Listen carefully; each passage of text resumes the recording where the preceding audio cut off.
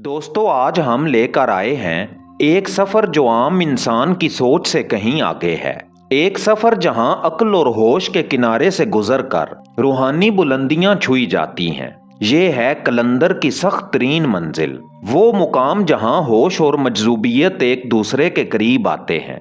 यहाँ हम देखेंगे कि कैसे कलंदर अपनी मदहोशी में भी हकीकत के असरार को समझते हैं और कैसे होश के बुलंद तरीन मुकाम तक पहुंचना मुमकिन है। तो तैयार हो जाएं, क्योंकि ये सफर आपके शऊर को झंझोड़ने वाला है और आज हम कदम ब कदम चलेंगे कलंदर की मार्फत की गहराइयों में। क्या हर वो शख्स जो दुनिया को बेखुद दिखाई दे वाकई बेहोश होता है, या फिर कुछ लोग ऐसे भी होते हैं जो खुद से निकलकर असल होश में दाखिल हो जाते हैं? बिल्कुल। और अक्सर ये ख्याल आता है कि जिसे दुनिया पागलपन समझती है, कहीं वही तो हकीकत की कोई ऊंची शक्ल ना हो। और आज हमारी गुफ्तगू का मकसद इसी पर्दे को हटाने की कोशिश करना है जिसके पीछे कलंदर की हकीकत छुपी है। हम ये समझने की कोशिश करेंगे कि ये ज़ाहिरी बेखुदी और बातनी बाखबरी का आपस में क्या ताल्लुक है। ये वो रास्ता है जहाँ अक्सर ठोकर खाकर रुक जाती है और दिल बोलने लगता है। जी बिल्कुल। तो जो माखज़ हमारे सामने है, उसकी रोशनी में हम 3 चीजों पर गहराई में बात करेंगे। जी। पहले तो ये देखेंगे कि मजजूब, फकीर और कलंदर में क्या फर्क है, क्योंकि ये अल्फाज अक्सर एक दूसरे की जगह इस्तेमाल होते हैं, बहुत ज्यादा। फिर कलंदर के 2 बहुत ही दिलचस्प पहलुओं यानी उसके जलाल और जमाल पर बात करेंगे, यानी उसकी सख्ती और नरमी। और आखिर में उसकी सबसे कठिन रूहानी मंजिल का जायजा लेंगे, वो मंजिल जहां बड़े बड़े सालिक भी ठिठक जाते। जी। तो आइए सबसे पहले इन 3 इस्तिलाहात से शुरू करते हैं, मजजूब, फकीर और कलंदर। बज़ाहिर ये सब दुनिया से लाताल्लुक़ लोग लगते हैं, लेकिन इनमें बुनियादी फर्क क्या है? ये एक बहुत अहम नुक्ता है, क्योंकि इसी फर्क को समझने से पूरा रास्ता वाज़े होता है। माखज़ के मुताबिक मजजूब वो है जिस पर कैफियत अचानक उतरती है। अचानक? जी, जिसे जज्ब की आग अपनी लपेट में ले लेती है। ये कैफियत इतनी शदीद होती है कि वो उसे संभाल नहीं पाता और आप समझें कि हाल के समंदर में बह जाता है। अच्छा। उसके हवास काबू में नहीं रहते, वो दुनिया के लिए तकरीबन बेकार हो जाता है। तो ये एक बेख्तियारी की कैफियत है, जैसे किसी पर आसमानी बिजली गिर जाए और वो संभल ना पाए। बिल्कुल, यही मिसाल है। ये उसकी मर्जी से नहीं होता, ये एक तरह का रूहानी हादसा है। ठीक है। दूसरी तरफ फकीर है। फकीर वो है जो फिक्र को शऊरी तौर पर इख्तियार करता है, यानी सोच समझकर। जी, वो सोच समझकर दुनिया की मोहब्बत दिल से निकालता है, कनात को अपना लिबास बनाता है और दुनियावी अशिया से लाताल्लुक़ हो जाता है। वो मांगता नहीं, अपनी ज़रूरत को कम से कम कर लेता है। इसका रास्ता इरादे का रास्ता है। ठीक है, ये समझ में आता है। तो एक वो है जो कैफियत में डूब गया यानी मजजूब, और दूसरा वो जिसने शऊरी तौर पर खुद को दुनिया से अलग कर लिया यानी फकीर। बिल्कुल। लेकिन इन दोनों में एक चीज मुश्तरक लगती है, दुनिया से एक तरह का कटाव। तो कलंदर इस मामले में कैसे मुख्तलिफ है? क्या खूबसूरती से आपने इस नुक्ते को जोड़ा है। कलंदर इन दोनों रास्तों से गुजरता है, लेकिन इनमें कैद नहीं होता। दोनों से? जी, वो जज्ब की आग से भी गुजरता है और फिक्र के इम्तिहान से भी, मगर दोनों हालतों में होश का चिराग जलाए रखता है। उसके कदम डगमगाते रास्ते पर भी कायम रहते हैं। इसे कैसे समझा जाए? इसे ऐसे समझें कि फकीर वो है जो दुनिया के खेल से अलग होकर बैठ जाता है। वो कहता है, मुझे ये खेल खेलना ही नहीं। लेकिन कलंदर खेल के मैदान में उतरता है, उसके असूलों को समझता है, लेकिन खेल को खुद पर हावी नहीं होने देता। अच्छा। वो खेल जीतता नहीं, बल्कि खेल से आजाद हो जाता है। वाह, ये तो बहुत बड़ा फर्क है। तो वो दुनिया में रहते हुए भी दुनिया का हिस्सा नहीं होता? जी। माखिज में एक और बहुत दिलचस्प बात लिखी है कि कलंदर मांगने वालों को मांगने से बेनियाज करना सिखाता है। जी। ये तो बड़ा दिलचस्प तजाद है, यानी वो खुद बेनियाज है लेकिन दूसरों को बेनियाज करता है। इसका मतलब क्या ये है कि असल रूहानी मदद पैसा या चीजें देना नहीं, बल्कि किसी की सोच बदल देना है? आपने बिल्कुल इसकी रूह पकड़ ली। उसका कमाल यही है, वो भीख देने के बजाय भीख मांगने की वजह को खत्म करता है। वजह को? जी, वो इंसान को उसकी अपनी कद्र कीमत का एहसास दिलाता है ताकि वो किसी और के आगे हाथ ना फैलाए। उसकी खामोशी में भी एक दावत होती है। اور اس کی بے خودی میں بھی ایک گہری ترتیب چھپی ہوتی ہے۔ یہیں سے ایک عام غلط فہمی جنم لیتی ہے۔ جی بالکل۔ اکثر قلندروں کو ظاہری طور پر شریعت کا پابند نہیں سمجھا جاتا، لوگ انہیں لاپرواہ یا قانون سے آزاد سمجھتے ہیں۔ اس بارے میں ماخذ کیا کہتا ہے؟ کیا وہ واقعی شریعت کو نہیں مانتے؟ ماخذ اس تصور کو بہت گہرائی سے واضح کرتا ہے۔ اس میں لکھا ہے کہ اصل قلندر شریعت کا بوجھ نہیں اٹھاتا، بلکہ شریعت کی روح اٹھائے پھرتا ہے۔ بوجھ اور روح کا فرق؟ جی، فرق بوجھ اور روح کا ہے۔ وہ ظاہری شکل و صورت یا رسومات میں قید نہیں ہوتا، مگر باطن میں حدود الہی کا سب سے بڑا پاسبان ہوتا ہے۔ اس کی نماز شاید لوگوں کو نظر نہ آئے، مگر اس کی ہر سانس بندگی میں گزرتی ہے۔ لیکن یہ تو ایک بہت آسان بہانہ بھی بن سکتا ہے کسی کے لیے جو اپنی مرضی کرنا چاہے۔ بالکل بن سکتا ہے۔ تو ماخذ اس میں کیسے فرق کرتا ہے کہ کون سچا ہے اور کون صرف دکھاوا کر رہا ہے؟ کیونکہ کوئی بھی کہہ سکتا ہے کہ میں تو روح کی پیروی کر رہا ہوں۔ بہت اہم سوال ہے۔ ماخذ اس کا جواب یہ دیتا ہے کہ فرق نیت اور نتیجے میں ظاہر ہوتا ہے۔ نیت اور نتیجے میں؟ جی، جو شخص بہانہ بنا رہا ہوگا اس کی زندگی میں تکبر، خود غرضی اور انتشار نظر آئے گا، لیکن جو سچا قلندر ہوگا اس کی صحبت میں بیٹھنے سے آپ کے دل میں دنیا کی محبت کم اور اللہ کی محبت بڑھے گی۔ اچھا۔ اس کا وجود گواہی دے گا، اسے زبان سے دعویٰ کرنے کی ضرورت نہیں پڑے گی۔ یہ معرفت کا پہلا دروازہ ہے کہ جسے ہم ظاہری پیمانوں سے ناپ رہے ہیں، ممکن ہے وہ ہم سے کہیں زیادہ باخبر ہو۔ کچھ ہوش کتابوں سے نہیں ملتا، کچھ ہوش خود کو توڑنے کے بعد عطا ہوتا ہے۔ یہ باطنی پابندی اور ظاہری آزادی، یہ خود ایک توازن کی بات ہے۔ جی دوستو، یہاں ایک لمحہ رکیں اور غور کریں۔ قلندر کی مجذوبیت صرف پاگل پن نہیں، نہ ہی محض دنیا سے بے نیازی۔ یہ ایک ایسی معرفت ہے جو انسان کو اپنے اندر چھپی حقیقت کے قریب لے جاتی ہے۔ ابھی جو ہم دیکھ اور سن رہے ہیں وہ ہے ہوش والی مدہوشی، جہاں قلندر کی عقل اور روح ایک عجیب ہم آہنگی میں آ جاتی ہیں۔ سوچیں کیسے کوئی انسان اتنی بلند روحانی حالت تک پہنچ سکتا ہے، اور کیسے یہ ہمیں اپنی زندگی کی حقیقی راہوں کی رہنمائی دے سکتی ہے۔ یہ وہ مقام ہے جہاں عام دنیا کے پیمانے فیل ہو جاتے ہیں، اور ہم سیکھتے ہیں کہ بلند ترین معرفت کا راز کیا ہے۔ اور ماخذ میں ایک اور توازن کا ذکر ہے جو بہت حیران کن ہے، نرمی اور سختی کا۔ عام طور پر جب ہم روحانیت کا سوچتے ہیں تو ذہن میں نرمی، محبت، آنسو اور مسکراہٹ آتی ہے۔ جی، یہی تصور ہے۔ لیکن ماخذ کہتا ہے کہ اس کا ایک اور چہرہ بھی ہے جس میں ہیبت اور جلال ہوتا ہے۔ جی بالکل، اور یہ قلندر کا جلالی پہلو ہے۔ لوگ اسے سخت سمجھتے ہیں، اس کے الفاظ کو تلخ کہتے ہیں، لیکن اس مواد کا ایک دلچسپ پہلو یہ ہے کہ وہ اس سختی کو نرمی کی آخری شکل قرار دیتا ہے۔ نرمی کی آخری شکل؟ یہ تو سمجھ نہیں آیا۔ سختی نرمی کیسے ہو سکتی ہے؟ اسے اس طرح سمجھیں کہ جب کوئی انسان محبت، دلیل اور نرمی سے نہ جاگے تو اسے جھنجھوڑنا پڑتا ہے۔ اچھا۔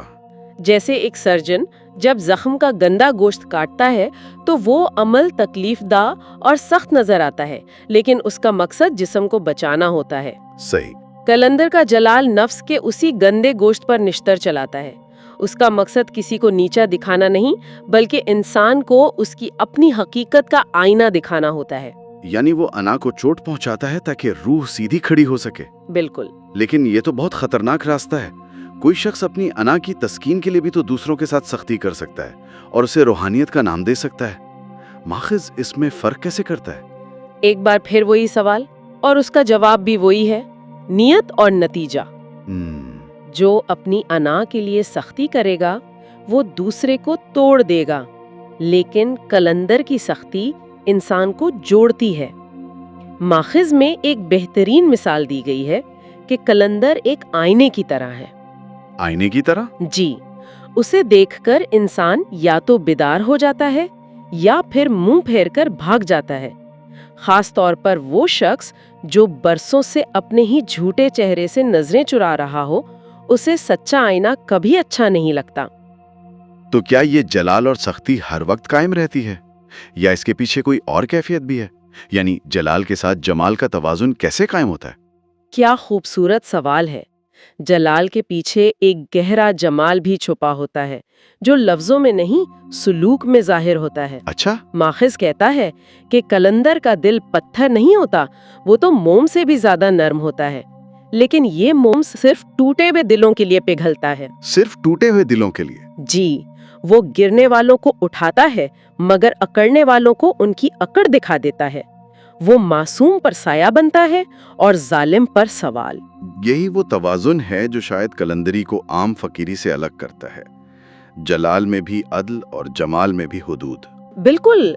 माखस की एक और मिसाल यहाँ बहुत बरमहल है कि बाज हाथ मरहम लगाने से पहले जख्म को खोलते हैं और बाज आवाजें सुकून देने से पहले रूह को जगाती हैं। कलंदर की गर्ज में भी दरअसल रब की रहमत की बाज़गश्त होती है, बस उसे सुनने के लिए दिल का जिंदा होना शर्त है। यानी उसका जलाल सिर्फ एक जरिया है। जी, इसका जलाल सिर्फ इसलिए है ताकि इंसान अपने झूठे सहारों से आज़ाद होकर अपने असल सहारे यानी रब की तरफ मुतवज्जे हो जाए। ये जलाल और जमाल का तवाजुन कायम रखना तो खुद एक बहुत बड़ी आजमाइश लगता है।